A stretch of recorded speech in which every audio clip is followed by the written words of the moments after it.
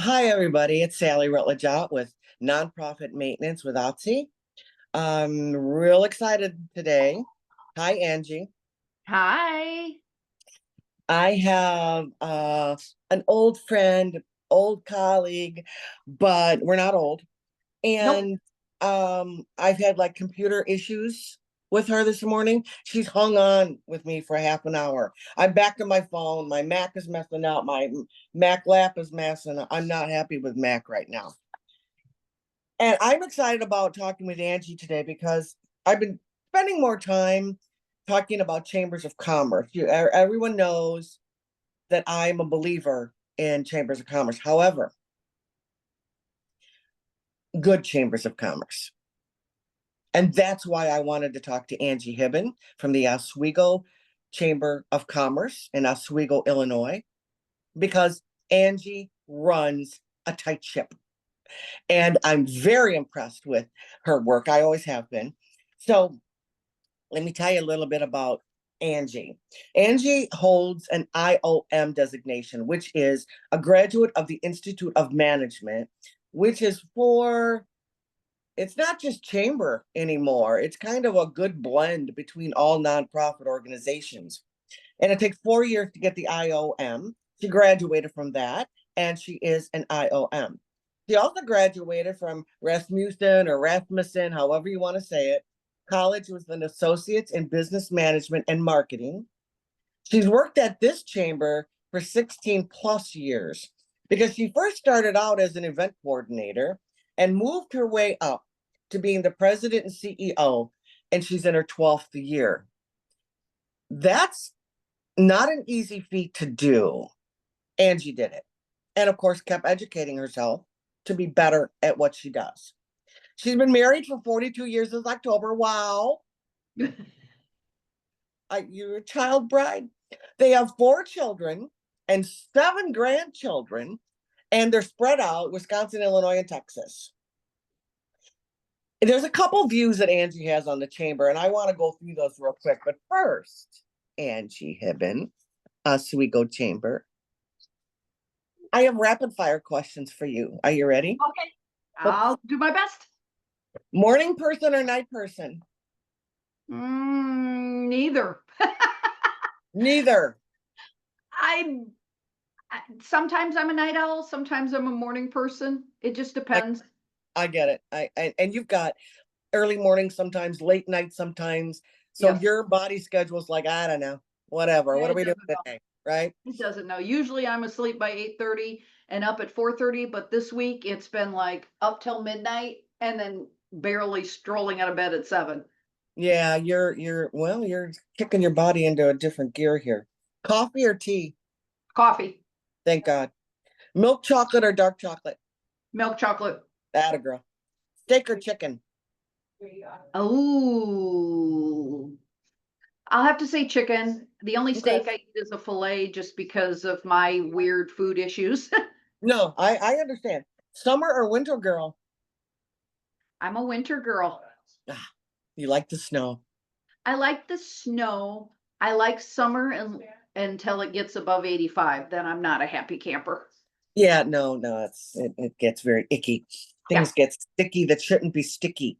Yes. Like, Yes. yeah. Okay, now chambers of commerce have changed, Angie. And if you've been there 16 plus years, you already know how they've Oh, changed. definitely. Definitely. You know, there's still that good old boys club kind of thing running around in some chambers. Now, not yours, but some chambers of commerce. And you know, it's a really hard thing to fight. And my phone keeps moving. I got to tell you, I'm not happy with Apple today. If you're from Apple, you call me because I'm mad at you. I can't get anything to work. Um, Relevance issues. How do you handle that, Angie? Because you want to still be relevant to your business members, right? Because it's important to you to do that. Yes. But how do you tackle that all the time? How do you let your members know? Because chambers of commerce, for you that don't know, hold a 501c6 membership organization designation. That's their charter. So their number one thing to do is to work with their members. Mm-hmm. How do you keep it relevant, Angie? You've done this for so many years that your chamber is relevant. How do you keep it relevant to your members? Just keeping up to date on what's going on, checking out other chambers, listening to my members, asking what they need. I'm not a big survey person because, quite frankly, you either, in surveys, in my mind, you either get the people that are way, way happy or the people that are way, way upset. And you don't get a good blend. You don't get the middle people. But I listen and I read and I get involved with, like, there's a Facebook group for chamber execs. So there's chamber execs from across the country. So what might work on the East or West Coast doesn't necessarily work in the Midwest, but I might be able to take that, tweak it, and make it my own. Yeah, Uh, I love that. yeah, and like when I first started getting involved with the chamber over 20 years ago as an ambassador and working for a local business, everybody wore suits. The bankers, everybody was in suits, and that's not the chamber world anymore. Even the bankers aren't wearing suits on a daily basis. And I am definitely not a suit person. So I think, while I'll dress professionally for the events that need to be dressed professionally, day to day, you're more likely to find me in khakis or jeans, Mhm. polos, chamber t-shirts, even business t-shirts. Some of our businesses, like during COVID, had t-shirts made up, and I've got every one of them in the downtown, and I Oh, that's cool. rotate them. It's just a lot of it's listening, thinking, tweaking, making it our own, getting rid of the things that no longer work. Hmm. Yeah. So kicking out the sacred cows if you have to. Yeah. And I think that's been a problem for people, Angie, and other chambers. Like you seem to have such a good handle on that, really understanding and listening to your members. I mean, there's always going to be that member in every chamber that at the end of the year, when it's time to renew a membership, because it's a choice for people, it's not mandatory, because it's not a taxable thing. You don't, you're not paid for by tax dollars. Somebody will say, and they always did to me, I'm sure they do to you, well, the chamber didn't bring me any business. And I used to say, oh, well, let's check, because, if you're using a good database system, you can check to see how many times that person was at an event. Mm-hmm. And I used to go in with that date and say, I didn't see you at any events during the year. And they're at all different times. I didn't see you even opened up the constant contacts, Yeah, emails, letting you know what was going on. So maybe you didn't work your chamber membership. true. And I've written several articles about that. You get out of it what you put into it. Yeah, it's true. And, if you're a young business person and you'd like to have that experience and that networking experience, because really there's no better place still in this world to network than at a chamber function. And what I love is that you set it up so that it makes it easier for the networking, right? I mean, your events are almost tailored for subliminal networking, even when they think they're not networking. Oh, I don't know how to network. I don't like networking. And I said, well, geez, I saw you sitting at the lunch the other day talking to 5 other people. That's networking, right? Networking. Yep. Yeah. So relevance really is making sure that your communication efforts are great too. And, your background, your education, your training, you understand that better than anybody. Now, being approachable is a big deal, correct? Tell me what you mean by Correct. being approachable as a leader. Being approachable is being available to talk. Um, there are people that reach out to me via Facebook, via Mhm. email. Even when I'm on vacation, I know I should be on vacation, but I check my emails in the morning. I check them in the evening.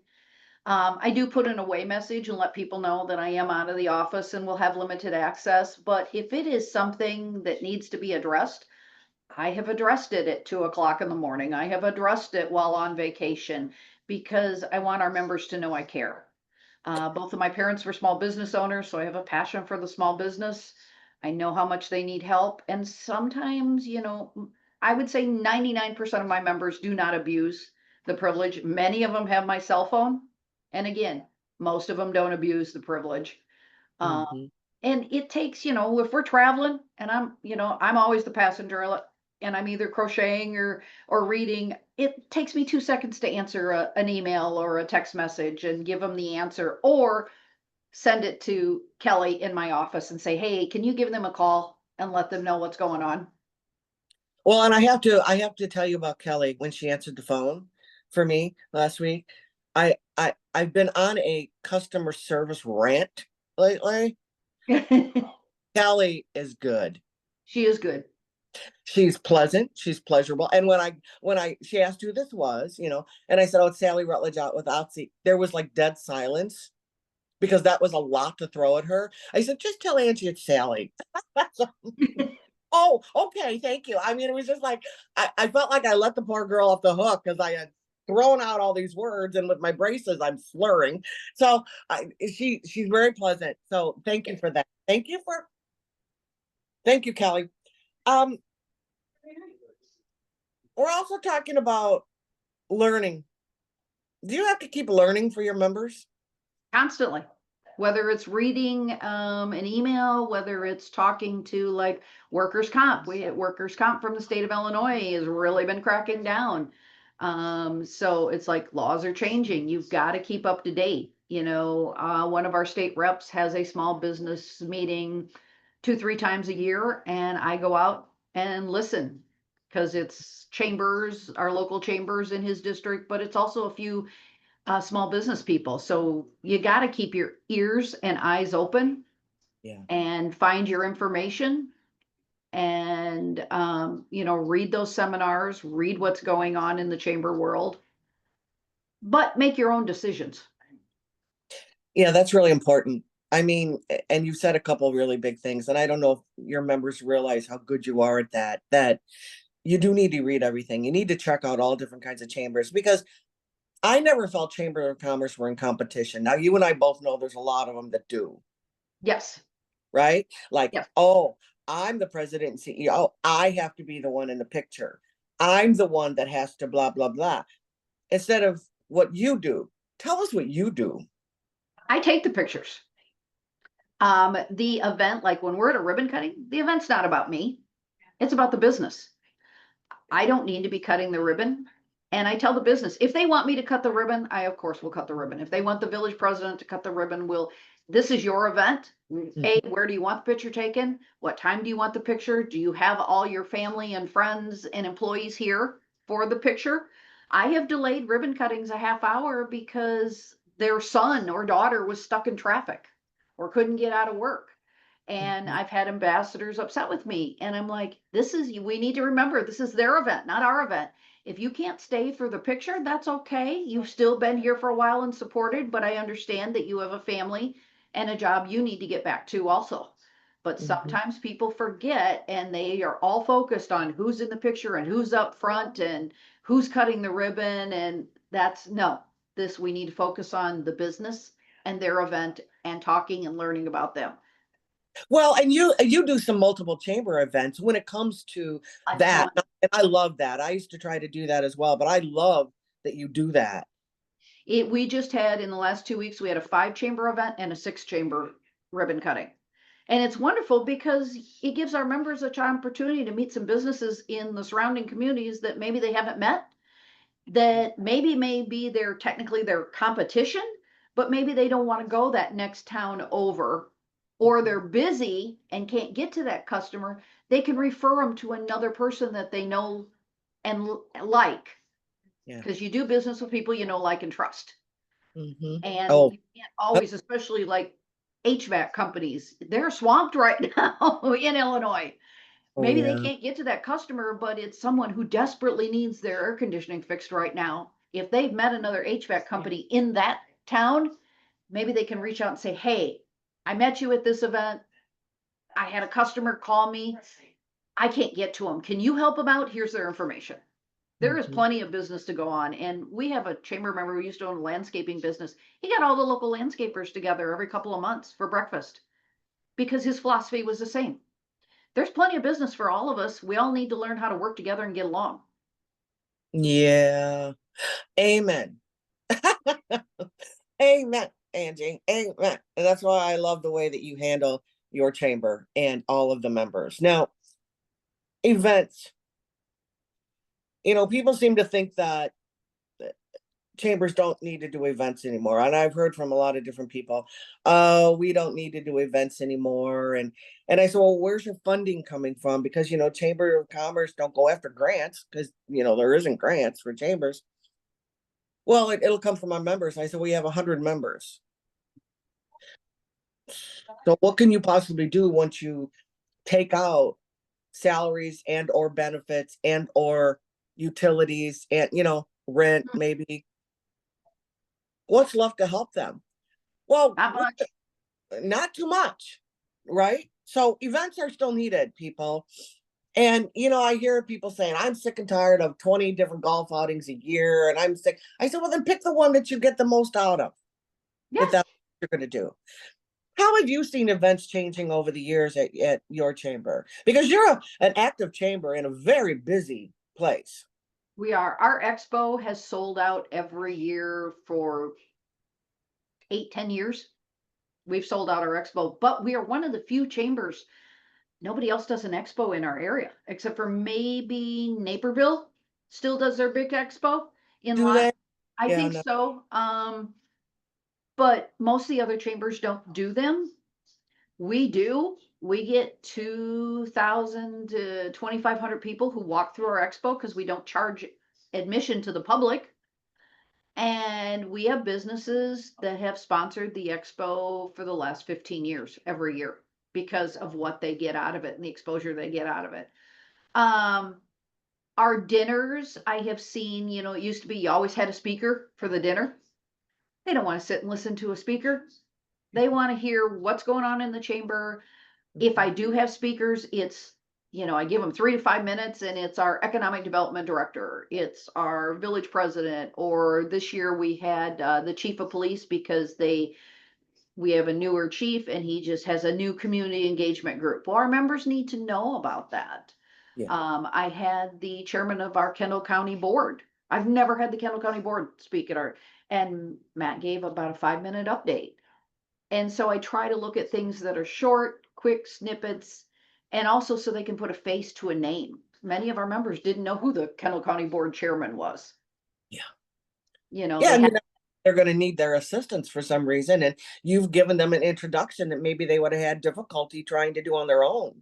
yeah, I try to keep the dinner to 2 hours. We don't do a big gala. Our members don't want that. We have a lot of non-for-profits. They do galas as fundraising. We're there to network, information, and give out a few awards. But even the awards have changed. I've seen awards kind of become a popularity contest. So we'll be tweaking how we do the awards. We cut them way back. We used to give like 8, 10 awards. This year we gave 2 because we saw it was turning into a popularity contest and we were getting fewer and fewer votes every Uh, and fewer nominations. well, people were like, well, I can't compete with the big box guy, or I can't compete with, right? I mean, it's just so I think awards are still important. I think having that plaque hanging in your business, giving you that credibility Mm-hmm. for your business. I still like them, but I can see what you're saying totally. It'll be interesting to hear from you once you've revamped them, how it was perceived. And you're right, Effingham Chamber of Commerce does a huge gala every year, but that's what their members want, Yes. you know. Yeah, I mean, it's such a different area, I mean, and really, Chamber of Commerce's must continue to morph the way their area is morphing, right? Because Oswego used to be this little community that you drove through to go to Fox Valley Mall. Yep. Now It's beautiful. I mean, the restaurants are amazing and you're getting so many big things up there.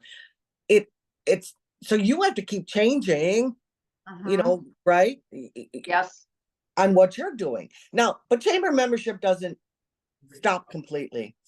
What are the five biggest things that you think your chamber members still want from you? They want opportunities to network. They want us to promote them. How do we get their information out to the community? So they want various ways because what works for ABC company does what not work for EFG company. So Right. we have to give them many different opportunities to promote them. Um, they want different events to go to. They want events at different times of day and different Yeah. days of the week. Mhm, They want so flexibility in our mhm, opportunities. mhm. They want a combination of events that are free to a combinations of events that have a little bit more bang for their dollar. Um, they want somebody to care about them, to make them feel like they are appreciated Mhm. and that we truly care. This is not just a we will take your check, we'll put you on our website, and then we'll see you next year when it's time to renew. And even though, like when we moved to Oswego in '86, it was just over 6,000 people. We're pushing 38,000 people. I grew up in a town of 2,000 people. Oswego still operates like a small town. I was Yeah. raised to be a servant leader. I was raised to help out, and this community still bands together, whether it's helping a business that's in need, whether it's helping one of our community members who's in need. And I think that that goes to that caring and showing people that we appreciate you, we care about you, and they want to be heard. They do want to be heard. They still want to be heard. And you're right. I mean, as a chamber leader, you know, you have to appeal to the mass, which are all businesses, small, home based, large, nonprofit based. But without really hearing their story, you can't really help them as much. And I think that's where you take such a level up with this, Angie, is that you take your servant's heart filled with compassion and care, and you try to let them know, listen, what you say to me stays with me. What can I help you with? Do you need me to act like a customer? Do you want my opinion on any of this? What can I help you with? That make good marketing sense for you at a low cost. And I think that's what people forget is the chambers of commerce are still, and now with social media, because when you and I started this, there wasn't social No, media. there wasn't. There wasn't, oh, I'm going to market them on Facebook or Instagram or whatever. Now it gives you different opportunities to get the word out about them. I mean, I see on Facebook all the different things you're doing and all the different members that you're marketing all the time. And I'm like, oh, cool place. Oh, look at that. And they still do that. And oh, that's a new place. And if it piques my curiosity. But members have to understand something. They have to get you the right information on a timely basis. And Yes. the job of a chamber is not to drag somebody butt off the street and drag them into your business. You still need to make sure you show up, that Yep. your listing is correct on the chamber Correct. site, that there's no broken links anywhere. Because I had people complain to me at one time, well, the link is broken on the website and I can't get through on your website. And I said, well, here's what the link is. Is this correct? Well, no, I updated it. I go, oh, I'm sorry. My telepathic brain didn't realize that I should have come over and done that. Yeah, So we get that every year when our directory is printed. My manager's listed incorrectly. Our email's wrong. Our phone number's wrong. When did you change it? Oh, about 3 months ago. And, you know, you got to tell us. Sometimes we see it thanks to social media mhm. and we'll make the change, but we don't always, and as you know, with social media, the algorithms are goofy. So, I've had members say, well, why don't you ever post my stuff? I don't see your stuff. You know, I follow you, but for whatever reason, your stuff is not popping up in my feed. That's a Facebook thing. Or Mhm. I had a member say, well, you only promote this company who was their competition. I said, that's because they're sending us flyers on a weekly basis and asking us to repost them. I said, you've sent me nothing. You've come to nothing. They're in a leads group and they're actively sending us stuff and participating in new resident programs. So you got Yeah. to help yourself as a business too. That's the biggest thing to train them. Well, I don't know how you're supposed to know that if they're not going to tell you. Yeah, I'm not a I mind reader. I was always open for that battle too. Oh, okay. Well, let's see what you've done this year. Let's see what you've sent me. Let's see what, and they're like, oh, I said, kick it up a little notch on your end, and I'll try to do whatever I can for you on my end. But my job isn't to drag somebody by the hair into your business. Correct. You got to help yourself too. We can only do so much. You can only do so much. And that's not changing anywhere. And that's not area specific, because I've had people, my favorite one, Angie, too. I was working with a chamber out in a western state, and it's all different out there, by the way. And I loved all the cowboy stuff. I'm like, cowboy stuff, let's do cowboy stuff. I'm so excited. Let's do cowboy stuff. And I got a call from one of their big members, and it was a large wealth financial group, aka bank. And the president said, well, I have a complaint for you. And I said, well, I'm just the facilitator. I'm not sure why or how you got my information. Ooh. I said, what's your complaint about? Well, I think we're going to start our own chamber. I said, well, there's no law against that because chambers are not taxed bodies like a tourism entity would be. So there's no law. I said, why do you want to start your own chamber? Well, I don't like what they do. I said, well, how about just pulling your membership then? Well, I can't do that. We need to be listed. I said, and that happens, doesn't it, Angie? Yes. Yes. We're going to start our own networking group. You know, we didn't get anything out of the chamber. I never got the emails, and I'm famous for opening up constant contact and going, well, you did, but on this date, you unsubscribed. Mhm. Or last week, I had a member say, well, I didn't get any information about this. I never saw anything. I'm like, it's been in every Monday and Friday email for 3 months. And so I said, let me check constant contact and let's see if maybe they're being blocked for some reason. Nope, Mhm. you're getting all the emails, and let's see, you opened it on this date, you opened it on this date, you opened it on this date. Do you want me to go in and see if you clicked on anything? They don't like it when I do that. Well, yeah, hello. But if they're coming after you, you have to have some basis to give them factual data in return. And that's what you're doing, is giving them factual data. It's amazing how some people are really scared of facts. Yes. Yeah, well, that's true. We still have to do that. What about being afraid to start new things at your chamber? What, It can be very intimidating. We started many years ago a downtown association for just Mhm. our downtown businesses. There's been two previous. One was a long time ago and was very up and down and argumentative, and then there was one that didn't lasted a very short time. So we restarted it because we were doing everything through our village, but it was taking a long time for the businesses to get reimbursed. And Mhm. so we decided to start our own, have a little bit more control. And initially I wanted to be under the arm of the chamber. And we had a couple of people that were like, no, no, no, no, no, no, no. I'm like, okay, do it on your own. Well, then they were the costs. They had to buy insurance. They had to do all this extra stuff. And after about 3, 4 years of that, they were like, oh, this is a lot of money. And I'm like, if you come under the arm, and it got to the point where they were paying this price for the chamber and also a slightly lower price to be part of the downtown, and COVID hit. And Mm. I was like, how about we pull this under the chamber umbrella? You no longer have to pay for insurance. You no longer have to pay for dram shop. We already have that. You'll now have paid staff instead of us as volunteers helping out. And so we changed it. And so it's just a teeny, if they are a chamber member, there's just a teeny tiny extra fee to be part of the downtown.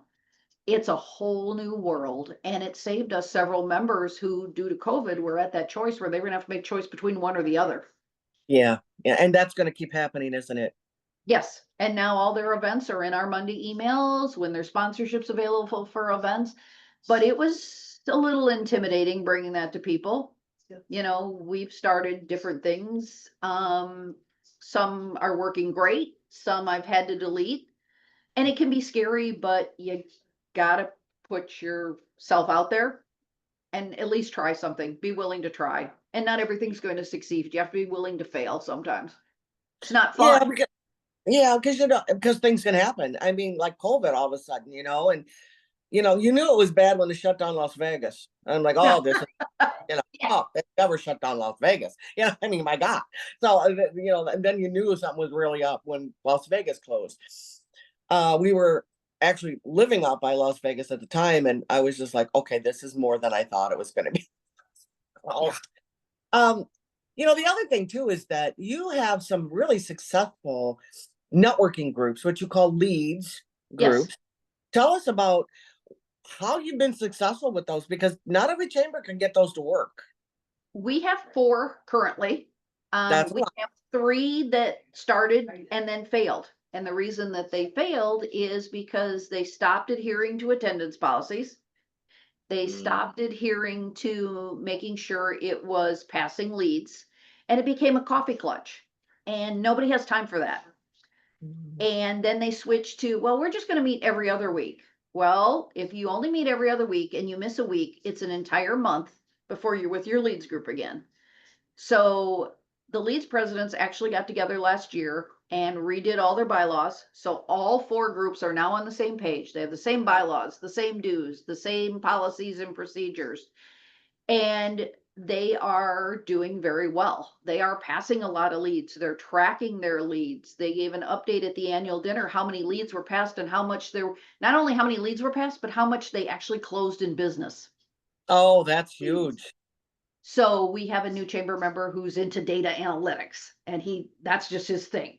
And so he's helping facilitate that part of it.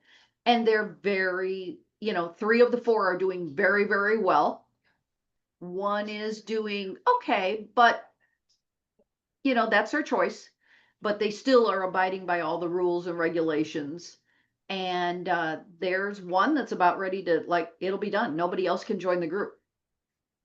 They're closing. They're keeping their count at 25 or whatever, and that's it. When they get that member, that's when they're done. Because if it comes too big, it's too much to manage. It is. But it was really nice to see the 4 groups get together. And then we just started a B2B business to business group, but it meets once a month. It's a round table. We don't pass leads, but that's not the purpose of the group. But every meeting we've had, there's been some leads passed. So, oh, I didn't know you existed. I've got a client that needs to talk to you. And we're going to start with that group. We're going to start bringing in like speakers, or we're going to take field trips to maybe one of the members' businesses for that meeting so that you can see their products and services. Oh, that's a good idea. Once a quarter, we'll do a field trip. So this month, we're going to go to XYZ company, and they're going to give us a tour and show us everything that they do. I like it. We're going to bring in the library to talk about how they can help businesses. How if you're a business in the chamber, you can get a library card, even if you're not physically located in the community. But not only that, your employees can get library cards because you're a business in Oswego, even if they don't live in Oswego, which typically can't be done. Well, you're also promoting education and reading to the whole family then. Yeah. Yeah. So it's adhering to rules and policies. And we've got 4 very strong leaders of our leads groups. So it's keeping it from becoming that coffee clutch. Yeah, and there's a fine line there. You and I have talked about that before, that there's a fine line between mini board coffee clutch meetings and an actual functioning networking leads group. Yes. And women's groups sometimes tend to go into that coffee clutch, and that can be difficult. Now, are you still running a successful women's organization too? We have the Inspiring Women of Oswego, and we're doing seminars. We have one coming up called Stop the Bleed that's being put on by the police department, Oh, and situational awareness. It's a offshoot of the active shooter training that we did a couple years ago. yeah. And this is how to apply tourniquets. We're at a lot of events and people fall, people get injured, they may cut themselves. How do you stop that? And because sometimes if you're there and can stop it, the ambulance may not make it in time to stop the bleeding. No, it's true. Also, how Very to be aware of what's going on and keeping what's going on calm if there is an emergency. And those well. are, And well, it's little Oswego, Illinois. Wait a minute. Right next door to them, several years ago, was an active shooter situation in yes, Aurora under yes, Captain Zeman, who's a woman, by the way. yes. And it. I don't care what size community you are. I think that's a really great idea, Angie. Yeah, it's something we do. But yet we also have a night where we get together and play bunco. It's amazing how much networking happens during bunco. Well, golf course, bunco, coffee, whatever. Yeah, we do a dual chamber speed networking luncheon. Ooh, And we've grown that to the first year we had about 35 people. Last year we had about 85 people. that's great. Yeah, we're going to be doing a new speed networking event in September. The ambassadors are going to put on. So yeah, the Inspiring Women it struggles a little bit off and on, but we're still trying. We're still working. It's just more a scheduling issue Sure. sometimes because we're busy women. No, I can. I believe you. I believe you. Now, you were also talking about the fact that I've heard you work with the city, you work with the county, the village, the police department, the fire department.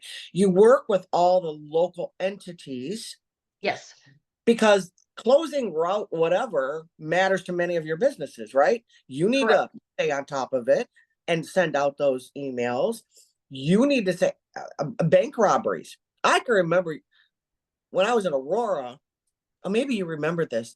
There was a series of bank robberies going on, and they were just targeting different banks, and they Mhm. were being successful.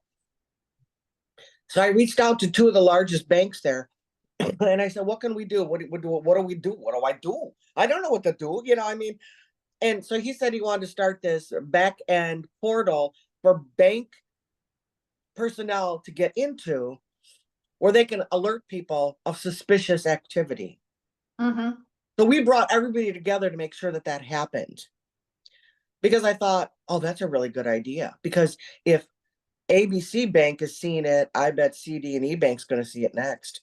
And it doesn't matter what size community you're in. I mean, No. Aurora is huge, but it can happen anywhere. So that kind of stuff, I'm really glad to hear that you're still continuing that, because there's some chambers that are like, well, we don't want to really work with any of those. And I said, oh, you need to work with all of those, because you need to be viable to your community as well as your members, correct? Yes, and getting the positive information about the people don't always like what a village does. They're raising water rates, they're raising this. Well, let's get the correct information out of why these decisions were made. But the village also knows me as a bit of a pit bull. If I feel they're wronging a business, I'm going to be in their face in a Mhm. polite way, and I will keep at it until I get an answer. I won't always agree, but I at least make sure the conversations happen. The village took an event. You've worked with many small businesses. Some of these small businesses, they open up, they grow, they decide they want to open an actual brick and mortar, stop working out of their home. Right. They've never even built a home, let alone do a build out on a commercial building. They don't know the ins and outs and why it's so important to have a general contractor. And prime example, we have a restaurant that took almost 5 years to get open Oh, because she didn't think her brother, who was a contractor in Chicago, they didn't think they needed a general contractor. Well, there's oh, all these little nuances and things, and I fought for years. I'm like, can we just have a checklist? Just a checklist. When you're opening your business, you need to do this, this, this, and this. If you're doing this, you'll also need to do this, this, and this. You'll need to talk to Fox Metro. You'll need to talk to the health department. You'll need to talk to The fire department, have a fire inspection. Well, the village finally took that idea a few years ago and created a business concierge. Nice. So the team will meet with this small business when they come in and walk them through the permitting process. And with the restaurant, they were having at least once a month, and when they got closer to opening, once a week meetings where they would go in and they would say, okay, you got this done. What's the status on this that still needs to be done? And that face to face. And I told him, I said, is there some convention or something that you can go and share and talk about this concierge service? Because we're not the only community I hear complaints about building and zoning, because I have Right. members from all over. Yeah. And I said, this could be something big for a lot of communities, no matter what the size is. Mhm. That, to me, that was one of my biggest accomplishments, that me being a pit bull finally got something really good for our small businesses opening in town. And hopefully I am no longer going to see Oswego is too difficult to work with in building and zoning. I love that. I absolutely love that. Because you're right. I mean, the small business owner just needs to get open, but there's so many hoops that they have to go through. Yeah, they don't have a department like the big chains, the Walmarts and the Myers and the Right. Chick-fil-A's have. Right. Right. And the village was like, we don't understand. We hear we're great to work with. I said, who are you hearing that from? You're hearing it from the chains and the corporates. I said, what Mhm. about your small businesses? What's the feedback? "Oh, we don't get any feedback." I said, yeah, because they don't come and complain because they're worried about getting open. They They don't want that occupancy. You bet. that it's going to take even longer to get open. I said, but I hear it. Yeah. Well, you you're so great for your members. Now you said something very interesting. I think people need to understand. You said we have chamber members from all over. Hmm. Over the years, I've had people argue with me that were chamber members that didn't want that competitive business coming in. Well, you can't have them in your chamber because they're from that community, that town. They're not even part of this area. I said, there is no law, nothing written in the sand where you can't belong. I can belong to a chamber of commerce in California if I want. They can't deny me. That would be against federal antitrust law. Can't Yep. do that. I've had people argue, well, we don't want that strip club as a member. I went, why? Well, it's against my morality. I go, well, first of all, your chamber of commerce is not a moral body. It's Right. an ethical body. Your job is to work with members. And if they bring in a check and an application, you have to accept it. Now, you don't need to go and have open houses there, but I tell you what, I'd probably be your biggest one. But you don't have to do any of that. You can tailor them towards other things. But you said that, and it was really important. You said members from all over. Hmm. 1/3 of our membership is not Oswego based. We always encourage a business. I'll ask them, you know, if they're in Plainfield, are you part of the Plainfield Chamber? Are you part of the Yorkville Chamber? Wherever their home community is, we'll ask them, and they'll say yes or no. And we always encourage them to join their home chamber, what I call their home chamber. And then if they are already, we'll say, have you done a ribbon cutting with that chamber? Because we love doing dual or 3 or whatever events. We encourage them. Because why should they pay to do 2 ribbon cuttings as far as food and beverage? Um, and we do, we've got one member who says, I'm going to get the adult bookstore into the chamber. And I'm like, that is either going to be the best attended event or the worst attended event. But you're right. True. You can't turn them away. The big thing right now is with dispensaries open. I'm seeing on the exec page, well, we don't want a dispensary in our chamber. You Why? turn them away. You can't. You can't stop it. You'll get in No. trouble. Or, and I've talked, the other big thing are the gaming cafes. Mm-hmm. And I'm like, we're not the moral police. And Mm-mm. a former village president, when the dispensaries were starting to come and they wanted to come to Oswego and they were trying to decide the community, and he goes, we're either going to be the donut or we're going to be the donut hole. Mm-hmm. All the communities around us, whether we like the dispensaries or not, all the communities around them have approved us. We're still going to have the issues of people driving while they're using Sure. all this. So they allow them, but they created the code so that any money, the sales tax dollars that come in from dispensaries, go to the school for education. They go to the police for extra police. No money from the dispensaries goes into the general fund in Oswego. Nice. And Well, and if it's the law and it's helping cancer patients or yeah, epilepsy patients or surgery patients, eh, do it. I mean, there's a place for ancient medicine just like there is new medicine. oh And face it, if you're going to say, well, we don't want that dispensary in our town, we don't believe in that, we're a Bible based community. I'm like, well, they got 10 bars, yeah, true, true. and unless Jesus is in there turning water into wine, I think you're being a hypocrite. Yeah. And we changed our name a few years ago to be the Oswego Area Chamber of Commerce You should because be regional, you know that. You should be Oswego regional, you know that. uh we've made so many changes. We've changed the logo twice. So or four times in the years the chamber's existed, 42 years. So but and people are like, why did we do that? I said, do you know a third of our members aren't Oswego based? That's right.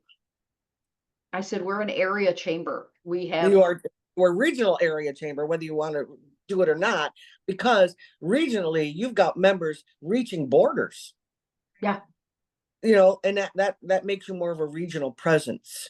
And I like the fact that the regional presence would have a skilled, credentialed leader, because that's still important. Angie, we're not training our people enough. no, no, I tell local chambers, I'm like, you need to send your execs to IOM. I didn't know what it was. I went, it's 1 week a year for 4 years. It's not that big of an expense, and you will get the connections that they make, the ability to learn from chambers that are 100 people to chambers like LA who have operating budgets that blew my mind. Yeah. The associations, the American Beverage Association, the Realtors Association. I mean, just Mhm. seeing things on the smaller scale to the larger scale and hearing from people. And my third year at IOM, we came back and one of the instructors was like, everybody go around the room, tell us something you learned about yourself from last year. And they were like, oh, I learned I'm good at delegating. I learned I suck at delegating. I learned I'm good at budgeting, whatever. He gets to me and he goes, what'd you learn since last year? And I'm like, I learned I'm one of the top 5 women one of my members does not want to piss off. And they kind of went, everybody in the room was shocked. And I said, no, that's because he respects me. But he also knows if he does something really bad, I'm going to let him know about it. Yeah. But it's Well, also he respects me. isn't critical conversations that you're good at? I mean, and we need more critical conversations. And my Yeah, nickname is Chamber Mom because I mom everybody. I mother everybody. you're a mother and a grandmother. It's kind of built into you. I Yeah. like it. I mean, it used to be all men ran the chambers, and I tell you what, it was like boring and stiff and the same old thing over and over. And all of a sudden, women start getting involved. And oh, you mean there's a little compassion for people in this too? Yeah. Right? Business doesn't have to be cold and impartial. I mean, the hospital's a member. Are you uncompassionate to people? I mean, whoa, yeah, that's a big deal. Now, your chamber is one of the busiest in the area. And uh, Some weeks are a lot. yeah, I mean, it really is one of the busiest in the area. And, you know, seeing that you are kind of a regional presence, and continuing to grow, what do you tell the other nonprofits that are your members? How do you keep them focused? Because it's scary out there right now for them, Angie. And It is how do you very. work with your nonprofits in your chamber? We just started up a nonprofit roundtable. It's going to meet once a quarter. I do every month a nonprofit newsletter that gets emailed out to every chamber member, and I have a community list of email addresses, so that they get it too, and my potential members get it too. But they have to get me the information. I'm like, I will share your information all day long, but you have to get me the information. The nonprofit group it was very interesting. We, got to know each other. We got to meet. And we're going to create I'm going to start including a calendar of nonprofit events in every Monday's newsletter. Oh, I love that. Hopefully so that there's not crossover, Mhm. because sometimes you'll have an event and I'm like, we have a nonprofit event coming up in October, and one of our members just called and said, I'm doing an event and I'm doing it on this day. And Kelly said, well, Angie's out of town on vacation that day, so we won't be able to attend. And I'm like, also, we have a nonprofit who's doing a big gala that night. You're going to have trouble with your attendance, but hopefully it'll cut down on some of the crossover and give our members some information. And I'm always here to help. I will do a couple of free e-blasts a year, like right around their big galas, Mhm. to let them know, hey, people, there's these sponsorship opportunities. This is going on, whatever your passion is. Mhm. But it's getting the information out there. We created a chamber member only Facebook group that is only available to chamber members. I said, you can post 10 times a day on that group if you want. Oh, We, I love that. It's like, interweb, inter marketing, networking extravaganza. yeah, it's our That's all B2B. my big words for the day, Angie. Don't ask me for any more big words. And then we I- also have a downtown association group that yeah, is only for the businesses in our downtown. Again, that's kind of more back to that topic if something's going on. yeah. So I will see businesses going and they'll put a screenshot from like their security cameras. Hey, be on the lookout for this person. We're pretty sure they shoplifted in our store, Mhm. or this person was in, they were causing a little trouble. We've called the police. Keep on the lookout for them coming in. Mhm. Um, but it Well, all such awareness is all you're doing. Yeah, awareness and Mhm. keeping them in communication because it's easy to do and gets the word out a lot faster than trying to remember everybody's phone numbers and creating a text messaging group, which just gets annoying. Or sometimes you leave your phone at home. It's true. It's true. It happens. I mean, it happens all the time. And, look at, I went through, 3 Mac products this morning just trying to get you on Zoom. I'm not, I'm not, Macs, I, Macs are wonderful, but my husband does IT, and some of the problems, what works on a regular HP or Dell or whatever doesn't always necessarily work on a Mac. no, and Mac doesn't play with anybody. Sorry. No, and They're I'm like, an well, iPhone we don't girl. have to play. I said, well, could you just work? I'm not asking you to play. I'm asking you to work. All right. Okay. I'll start sweating.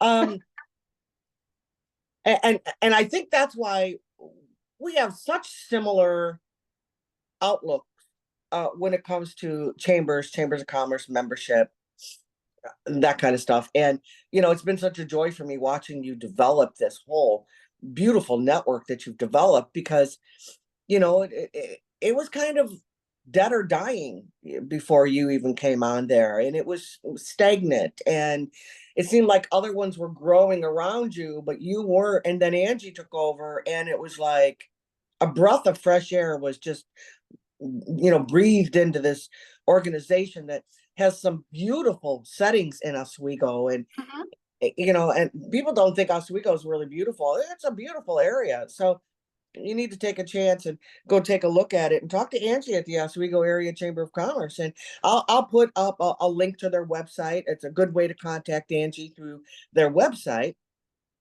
If you just have other questions about chambers or different events that are going on, you can find all their members on there, all their member information. You can do an application online. You already heard she's not going to deny you. She understands federal law. She's not going to deny, and they're not going to vote you out because that's also considered member Yep. expulsion in federal antitrust. And we all know I have copyrighted those documents, and I had to read things that I don't ever want to read again. Now, as your chamber continues to grow, stress becomes an issue Yes. because as a mom and a grandmother and a woman, and I'm not saying men don't feel this, but I don't know men's feelings like I know women's. we internalize that. We hurt for our businesses that are hurting. We hurt for Mhm. profit that's having their funding ripped from them or their charter taken for whatever reason, or just funding issues in general. And you dig deep for them, which I wish more chamber leaders would, and not just be the, well, I'm the face of the chamber. No, you're not. You're supposed to be a working bee, like every other good chamber of commerce director, like Angie is. Angie's got a very interesting way of creating a de-stressing environment for herself with her side business called AJ Creations. She has some of the coolest looking crocheted items I've ever seen in my life. Does that work for you? Is that a good de-stressor for you? It's a huge de-stressor for me. I've always been into crafts all my life. Always did crafts. My grandmother taught me to crochet when I was like 13, 14 years old. Oh, what a good memory. Yeah, we had our first, daughter, and I made little sweaters and things, Oh, and then then we had the next one and the next one, and then our son came along, and I got away from crochet for a while, and then I picked it up again. I don't know why Angie only had 4 children to raise. Picked it up again and started crocheting jewelry, thread and crochet with beads and stuff, and then I started having grandchildren, so I started crocheting stuffed animals and baby blankets, and people were like, "Can you make that for me?" Well, my little hobby turned into a business, and I also make jewelry. I bead stitch, and it just depends on what my eyes and my hands can handle on a day. I have a 3D printer, so that's another outlet for me, but, I got really sick, was very, very sick for a couple of weeks and didn't crochet and started having panic attacks where my hands and my feet went numb and I was hyperventilating. Didn't realize what was going on. And finally, in the third week, I started feeling better. So I started crocheting again and the panic attacks went away. Wow. And my husband looked at me and he goes, "You haven't had a panic attack in about a week." And I said, and he goes, "And you're crocheting again." And I'm like, yeah, that is my way of, because I focus, I can crochet and watch TV. I'm gonna be at home. If I am at home at night, I'm always crocheting or stitching, a piece of jewelry, making jewelry. I can't sit still. I think if I was diagnosed now, I'd be ADHD. And so that's my way of controlling that and de-stressing me because a few years ago, really, really stressed out with my father dying and some other things going on. And I ended up in the hospital, lost 35 pounds in a month and ended Mm. up very, very sick. Turned out severe gastritis. So I have permanent scarring in my stomach and my esophagus. And I wasn't crocheting a lot during that month. And so now I try to do a craft during the week to just kind of, it's my escape. Well, it's like you said, it's your external stress reliever, and I, I, I don't think there's enough people that use that.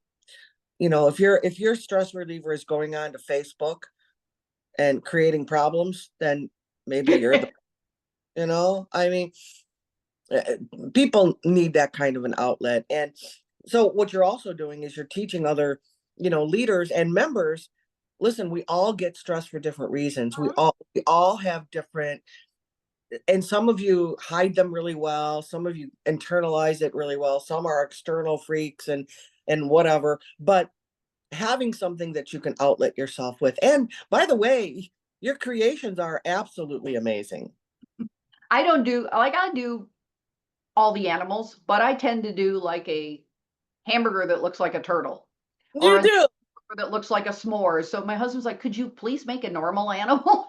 I will if I order, but there's a lot of crocheters out there. So mine tend to be a little bit more unique. I don't create the patterns. I don't like creating the patterns, but I purchase from other small businesses on Etsy who do create the patterns. And I do have a lot of free patterns, but I'm also very willing to buy patterns from designers because they put a lot of time. I know what it takes to create a pattern.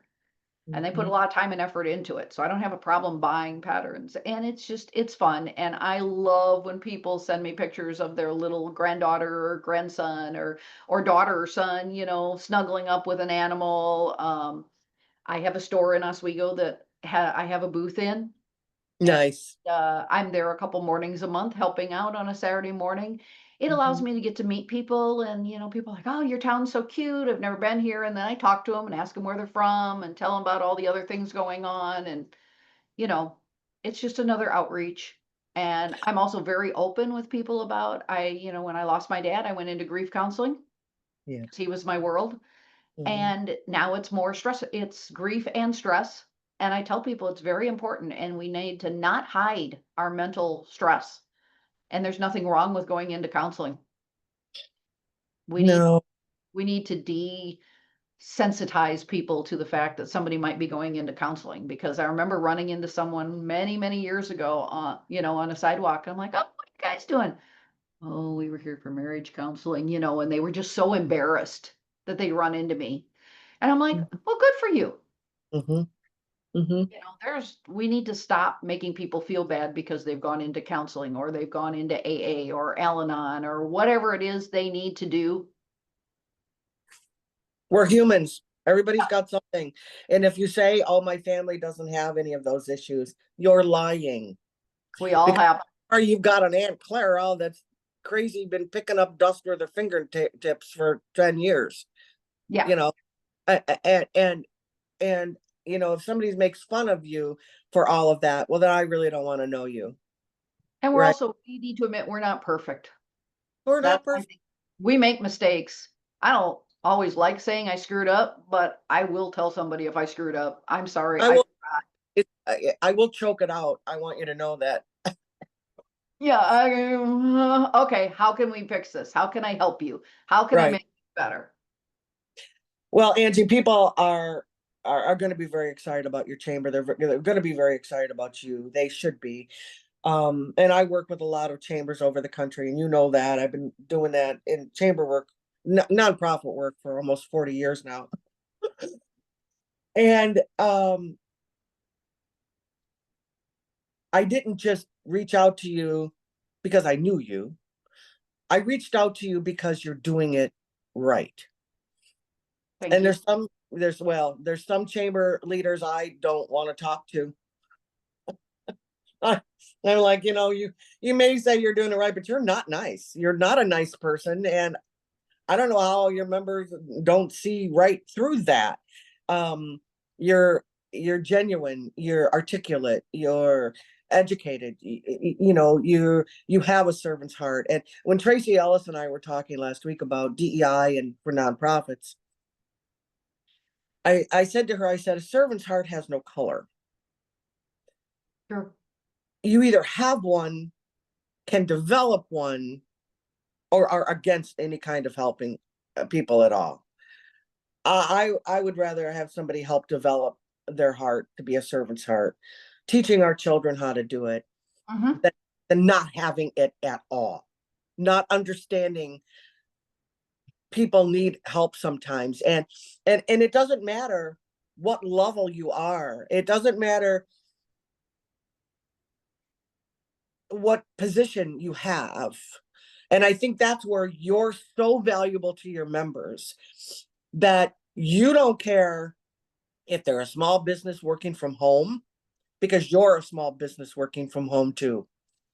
You don't care if they're a large conglomerate, they have needs. Maybe it's hiring, maybe it's, you know, getting involved with your expo, because you're right. Expos don't work in many places, but you've made it work and you've done it. Hmm. And so you understand your levels of membership, not just because it's different price levels, because it's different people levels. Yes. And So sometimes it's shoulder to to lean on. I agree. I completely agree. I cried many times over the years with chamber members that were crying. Hmm. Everybody else will be running to the car. I'm like, oh, tell me about it. I'm so sorry. What can I do? Can I do anything? Or I started a meal train once for somebody that was, Yeah, going through, a chemo. And I had one chamber member say, is that really chamber-like? I said, no, that's God-like. And I'm sorry for you that you don't see the difference. yeah, we're gonna Yeah. help our Meals on Wheels program and set up a sign up genius because they're short on drivers. Meals on Wheels so important. My mother was did so much Meals on Wheels, and I used to deliver with her in high school. Oh, I mean, it's people don't realize that No, these people aren't they're not sitting there poor because they want to be. Some are shut-ins and can't have no one to help them. They right? can't. What are we not supposed to feed them? Come on, I show me the passage in the Bible where it says don't feed them. By the way, before you and I get into that world events, we're just going to talk about chambers are still very necessary in your community. If you don't like your chamber, I'd like to hear why. Shoot me an email. I'd like to hear why. I think Angie would like to know why. Yeah. And if it's a real situation, well, we'll try to give you a help with a remedy. It may be that your chamber stinks, and that happens. That happens. But that don't sour yourself on the other chambers of commerce out there that are doing it right, like the Oswego Area Chamber in Oswego, Illinois.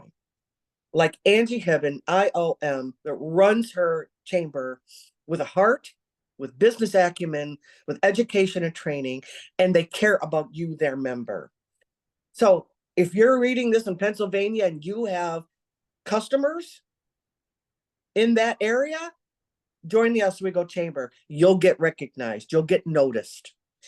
Angie, I can't thank you enough for spending so much time with me, even though I had computer technical issues that I still have and will probably throw it out the window because I'm not married to IT. I'm married to a retired electrician. So I need IT. But I can't thank you enough for taking so much time today, Angie. You have so many Oh, great attributes. thank you. And if Thank you're out at any of the craft fairs, or where is your AJ Creations located, by the way? It's located in downtown Oswego at Hudson Design House, which is Hudson Hudson Time. Design House. She has two storefronts side by side. One is all of her stuff, home decor.